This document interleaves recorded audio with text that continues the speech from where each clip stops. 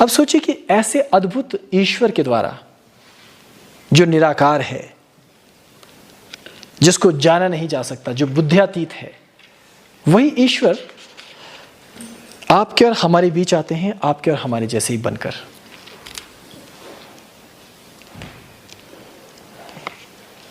और जब वो अपनी लीला करके चले जाते हैं तो हम उनकी याद में मंदिर बनाते हैं, मूर्ति बनाते हैं, उनके ग्रंथों को संभाल कर रखते हैं।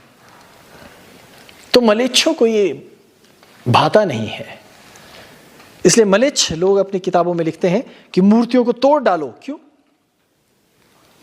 क्योंकि वो मूर्तियां याद दिलाती हैं। मलेच्छ कहते हैं मूर्तियों को तोड़ डालो, मूर्ति पूजकों को मार डालो। इसलिए कहते हैं क्योंकि ये मूर्तियां हमें स्मरण दिलाती है कि जो पहले आया था वो फिर आएगा। जिसने पहले आपको मार्ग दिखाया था वो फिर आपको मार्ग दिखाएगा।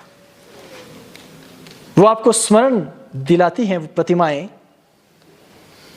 कि किसी ने वचन दिया है, यदा यदा हि धर्मस्य। और आपको कहीं ये याद न रह जाए कि वो लौट कर आने वाला है।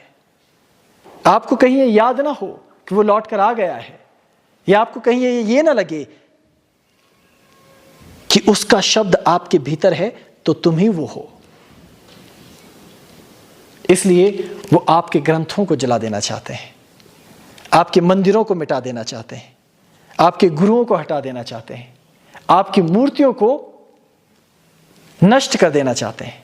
और मैं कहता हूं कि मूर्तियों की संख्या बढ़ाओ, मैं कहता हूं ग्रंथों की संख्या बढ़ाओ, मैं कहता हूं मंदिरों की संख्या बढ़ाओ, मैं कहता हूं संतों की संख्या बढ़ाओ, जो हर क्षण आपको याद दिलाएं कि मुझ में तुझ में बस भेद यही, मैं नर हूं तुम नारायण हो।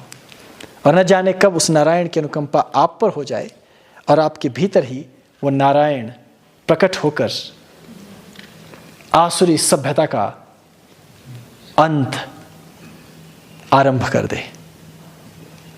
इसलिए समस्त असुर, समस्त दैत्य और समस्त कलयुगी अच्छे से जानता है कि कोई है जो उसका अंत कर सकता है और करेगा ही, क्योंकि वचन देकर गया है तो वचन तोड़ेगा नहीं। रघुकुल रीत सदा चली आई, प्राण जाए पर वचन न जाए। तो इसलिए चिंता मत कीजिए। वो आपके ग्रंथों को झूठ कहेंगे, वो आपके मंदिरों को तोड़ने की हजारों बार कोशिशें करेंगे। वो कहेंगे कि आपके ग्रंथों में कुछ भी नहीं है,